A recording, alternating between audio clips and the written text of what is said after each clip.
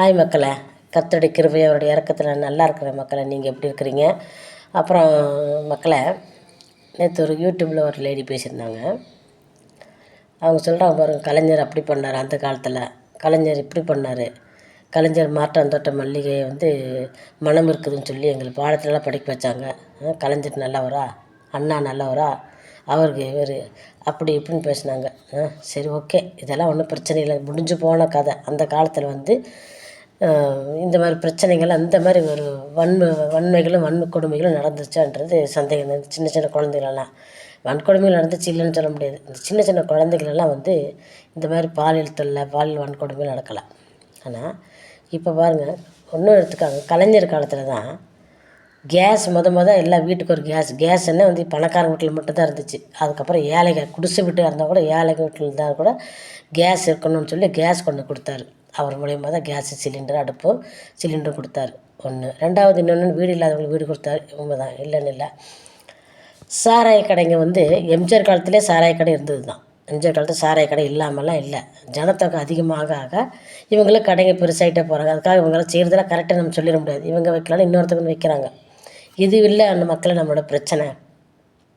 கேரளாவுக்கு இங்கேருந்து களிமண், இங்கேருந்து மணல், அத்தனை வண்டியை லோடோட கடத்தி கொண்டு போயிட்டே இருக்கிறாங்க. சரிங்களா? தமிழ்நாட்டில் இத்தனையே கொடுத்துட்டு பேசாமல் இருக்கிறாங்க பாருங்கள். அமைச்சர்களாக இருக்கட்டும், முதலமைச்சர்களாக இருக்கட்டும், என்ன மற்ற அவங்க கீழே இருக்கிற பெரிய பெரிய எல்லாமே, பெரிய ஆட்கள் எல்லாமே. இது எவ்வளோ ஒரு தரம்பு தெரியுமா? அவங்க வீட்டில் அந்த நாட்டிலேருந்து இன்றைக்கி போய் கேரளாவில் போய் ஒரு கைப்பிடி மண்ணு கூட கொண்டு வர முடியாது. எதுவுமே அவங்க கூட மாட்டாங்க. அவங்களாம் நல்லா இருக்கணும், தமிழ்நாடு வீணாக போகணுன்றக்காக இத்தனை கடத்திட்டு இருக்கிறாங்களே. இது யாருமே கண்டுக்காமல் இருக்கிறீங்களே. இந்த மாதிரி பணத்தை வாங்கிட்டு இந்த மாதிரி கொடுக்குறவங்க தன் தாயை என்ன சொல்கிறாங்க, கூட்டி கொடுக்குறான்னு அர்த்தம். சரிங்களா? தன் தாயை தமிழ்நாட்டிலேருந்து இத்தனை கடத்திட்டு போகுது, இத்தனை அவங்க குடும்பப்படுத்துகிற, இத்தனை செய்கிறாங்க. இது எவனுமே கண்டுக்கிறது, இதை பற்றி எவ்வளோ பேசுகிறதுமே கிடையாது. எந்த பொம்பளையும் பேசுறதில்லை, எந்த ஆம்பளையும் பேசுறதில்லை. அப்படி யாராவது பேசுனாங்கன்னா கப் சப்புன்னு அடைக்கிறாங்க. சரிங்களா?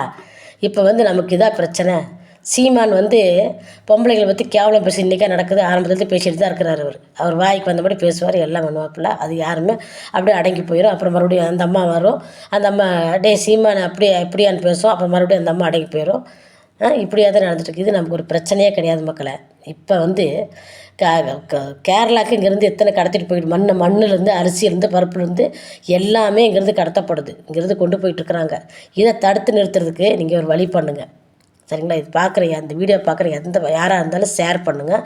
இது எங்கே போய் சேரணுமோ அங்கே போய் சேர செய்யுங்க. சரிங்களா? இதனால் எனக்கு என்ன ஆனாலும் பரவாயில்ல. இன்னொன்று என்னென்னு கேட்டிங்கன்னா, இங்கேருந்து அவன் கண்டதும் கொண்டு இந்த குப்பைகளெல்லாம் கொண்டு தமிழ்நாட்டில் கொட்டிட்டு இருக்கிறான். சரிங்களா? கேரளாக்கார இறைச்சி கழிவு, மருத்துவ கழிவு, கண்டது போனதெல்லாம் கொட்டி எடுக்கிறான். அதுக்கும் காசை வாங்கிட்டு அதுக்கும் கொண்டு கொட்டுக்குண்டான கூட்டி கொடுத்துட்றானுங்க. சரிங்களா? அதையும் தடுத்து நிறுத்தும்படியாக நீங்கள் பேசுங்க. இதை பற்றி பேசுங்க. இதை தடுக்கிறதுக்கு என்ன வழியோ அதை செய்யுங்க. சரிங்களா? ஆம்பளை பொம்பளை எடுத்துட்டா சீமான் அப்படி, சீமான் இப்படி. சீமானை பற்றி தான் இப்போ பேச்சை. சீமானை வச்சு விட்டுட்டு மற்றத்தை பற்றி பேசுங்க மக்களை.